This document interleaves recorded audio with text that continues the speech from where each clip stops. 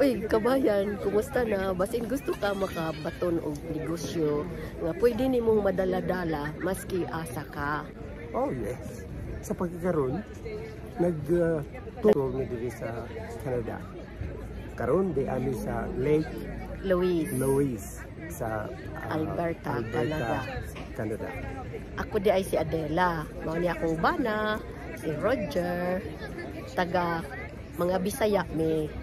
Pero tuwa nami puyo karon sa Melbourne, Australia.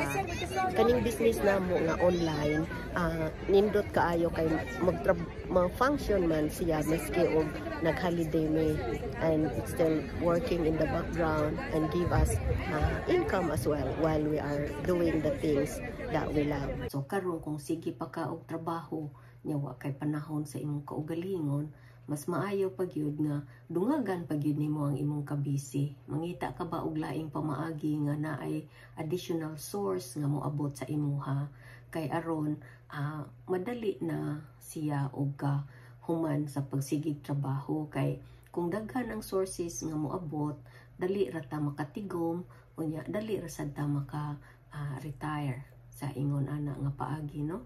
Check it out. Register your name, your email address, and watch the webinar. And if you had more questions, just connect with me and we can chat more about it. Thank you for watching, and I hope you will have the time to reflect on how to work smarter, not harder. Bye now.